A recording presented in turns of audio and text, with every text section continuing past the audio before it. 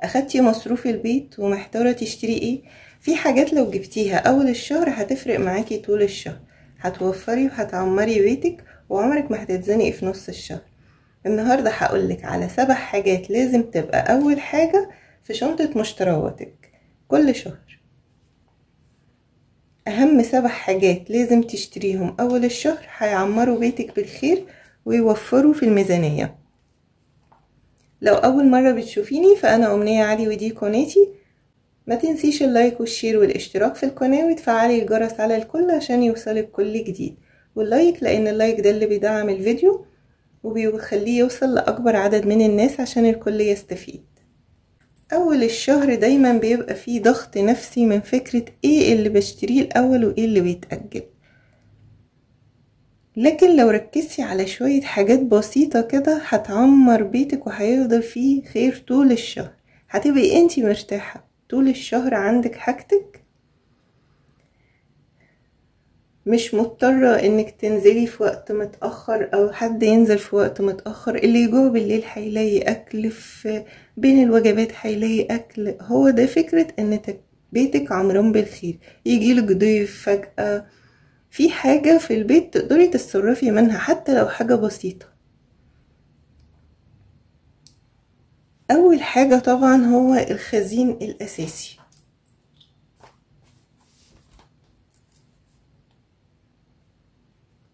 الخزين الاساسي ايه المقصود بقى بالخزين الاساسي؟ طبعا ده اهم واول حاجة لازم تعمليها في البيت. ايه المقصود بالخزين الاساسي؟ الخزين البيت الاساسي من الحبوب والبقوليات، يعني زي رز، عدس، مكرونة، فول، سكر، دقيق. ليه بقى بجيبهم اول الشهر؟ بيفرقوا معايا جدا.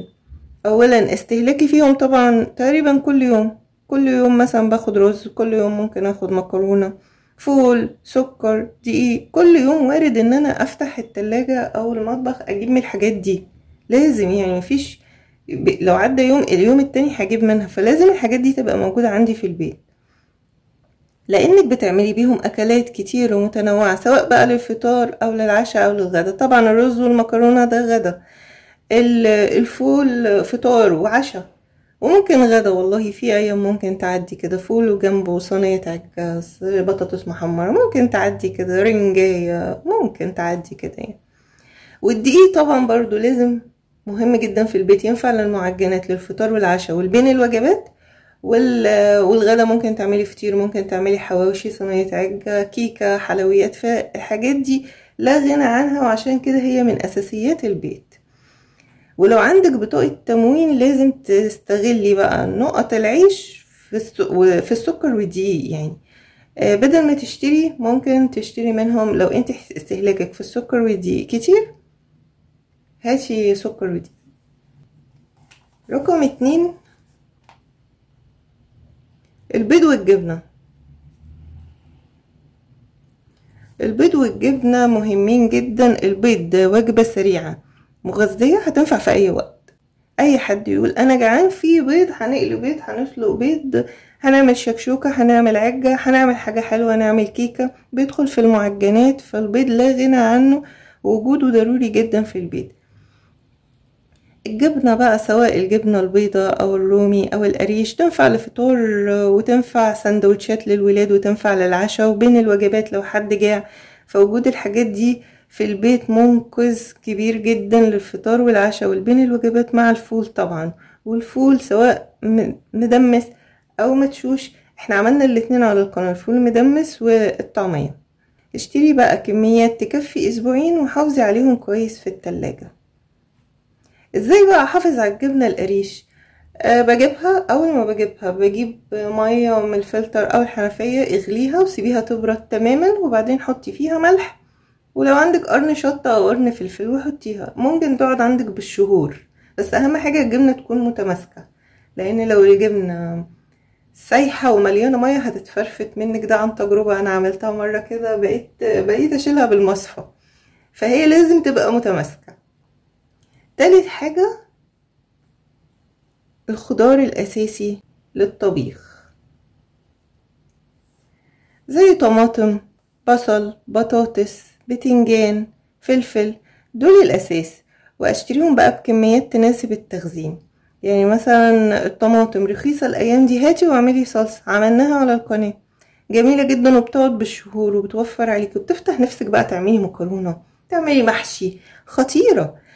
والبصل برضو متوفر الايام دي وسعره رخيص، ممكن تجيبيه. اقولك ازاي تخزني البصل والطماطم وتقللي على نفسك نص الطبخ. البصل هتجيبي كمية، الصغير هتقشريه وتحطيه في كيس وده للشوربة. الوسط هتجيبيها تقطعيها مكعبات لو بتعمليها بايديكي، هتفرميها بالكبة. وفي حاجة ان انتي ممكن تحطيها في الكيس كده وتسويها وتقطعيها مكعبات. تقطعي المكعب كده زي تخزين الثوم، تقطعي المكعب كده على قد الطبخ.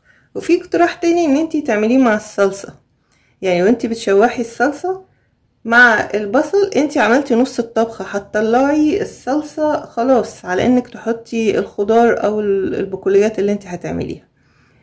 وممكن تعملي خلطة المحشي كمان، بس سيبيها بقى على الخضرة دي تتحط الاخر. وممكن تعمليه جوليان. الحاجات دي بقى بتوفر عليكي كتير جدا.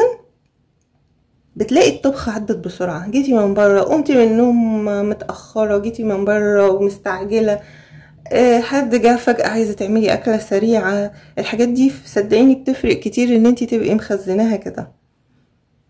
والفلفل كمان ممكن يتقطع حلقات ويتشال في الفريزر. رابع حاجة المنظفات. المنظفات الصابون والكلور وصابون المواعين ومسحوق الغسيل، وبيدخل معهم الشاور والشامبو. لو جبتيهم جملة طبعا او من هايبر مثلا او سوبر ماركت عليه عروض، هتوفري كتير جدا جدا جدا.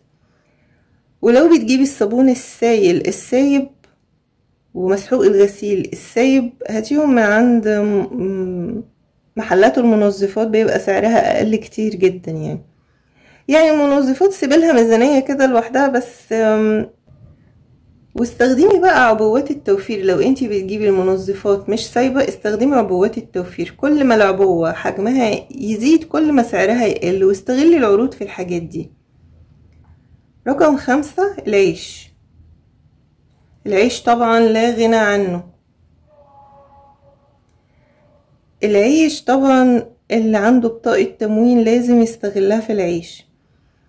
هتجيبي العيش، سيبيه بس يبرد شوية، وبعدين لو انت بقى عندك اطفال اللي هو ممكن ياكل ربع رغيف نص رغيف وما يكملش الرغيف، شيلي العيش متقطع بحيث انه يطلع على القد. لو عندك كبار مثلا عدد افراد الاسرة 4 أو 5، شيلي العيش. انت عارفة كل واحد بيستهلك قد ايه في الوجبة. شيلي العيش في اكياس على قد الوجبة، تطلعي الكيس على قد الوجبة، وتسخنيه في الميكروويف او في الفرن او على طاسة. بلاش على الشعلة لان مش صحي. العيش ممكن يتعمل سندوتشات او عيش محمص وتحافظي عليه اطول وقت. العيش في البيت نعمة جامدة جدا. والعيش مش بتترمي، باخدها اقطعها قطع صغيرة واحمصها في الفرن. ممكن تعملي منها بقسماط للبانيه، سواء العيش الفينو او العيش البطاقة. بس الفرق بقى، انا جربت ده وجربت ده. العيش الفينو بيتعمل منه بقسماط البانيه، الاتنين هيتحط عليهم بصل بودر وتوم بودر وشوية ملح وفلفل، تديها طعم. العيش بقى الفينو لما بيتعمل بقسماط انا ممكن احمر البانيه. لكن العيش التموين عشان الدقيق بتاعه غامق شوية فكان بيتحرق مني، فافتكرت حاجة كده اعملها، ان انا ارش قطعة البانيه زيت وادخلها الفرن. طلع تحفة خطير، وعلى فكرة طلع دايب ومستوي وجميل جدا واخدش وقت في الفرن خالص. فالفكرة ان انتي هتعملي عيش التموين بقسماط، حطيه في الفرن. هتعملي عيش فينو ممكن تحمريه عادي في الزيت. رقم 6 سناك اقتصادي للحلوين للأطفال. طبعا ده هيوفر عليكي كتير، هيوفر عليكي بقى العياط بالليل وعايز حاجة حلوة. ودلوقتي الحاجات دي بقى زي الفشار وعلبة بسكوت سادة تجيبيها بالجملة وكورن فليكس، يعني الحاجات دي اقتصادية جدا، سواء الفشار او البسكوت او الكورن فليكس. هتشبعهم وتمنعك تشتري حاجات غالية من السوبر ماركت فجأة، وفي وقت طبعا كلنا عندنا اطفال وعارفين في وقت ممكن السوبر ماركت نفسه ممكن يكون قافل. فوجود الحاجات دي مهمة جدا، وما تسيبيش العلبة بقى قدامهم عشان هتتفتفت. طلعي على القد، مثلا بياخد في اليوم 1 أو 2، طلعي على القد. والكبار كمان ممكن يستخدموا الحاجات دي، ساعات احنا بنبقى عايزين ناكل حاجة من دي، فوجودها في البيت حلو جدا، ولازم تشتريها أول الشهر مع طلباتك. رقم 7، دي بقى تحويشة بسيطة أو جمعية مع نفسك. دي بقى المنقذ، طبعا ده غير 10% أو 20% اللي قلنا عليهم الادخار. دي تحويشة بسيطة كده. طبعا في فيديو عملناه ازاي تحوشي 1825 جنيه من 5 جنيه. يعني لو حوشتي في اليوم 5 جنيه اخر الشهر هيبقى معاكي 150 جنيه، بعد شهرين 300، بعد سنة هيبقى معاكي 1825 جنيه.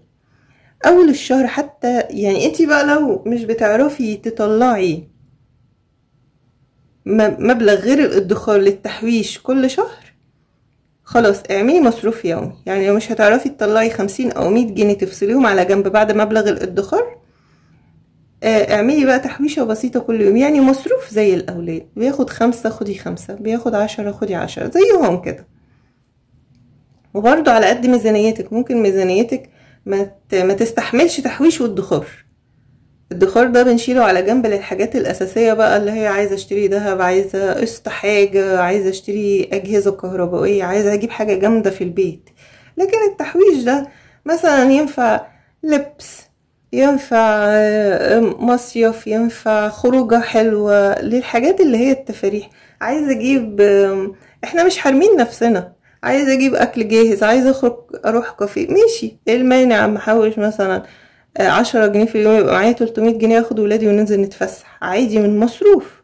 وكمان هما لما يشوفوكي بتحوشي وفي حافز ان احنا هنخرج ونتفسح ونجيب اللي احنا عايزينه، هتبصي تلاقيهم هما نفسهم بيحوشوا معاكي. دول اهم 7 حاجات لو بدأتي بيهم اول الشهر هتفرق معاكي جدا في مصروف البيت. اكتبيلي في الكومنتات بتبدأي بايه اول ما تاخدي مصروف البيت. لو عاوزة افكار اكتر للتوفير تابعينا في الفيديوهات اللي جاية، وما تنسيش اللايك والشير والاشتراك في القناة وتفعلي الجرس على الكل عشان يوصلك كل جديد. مع السلامة.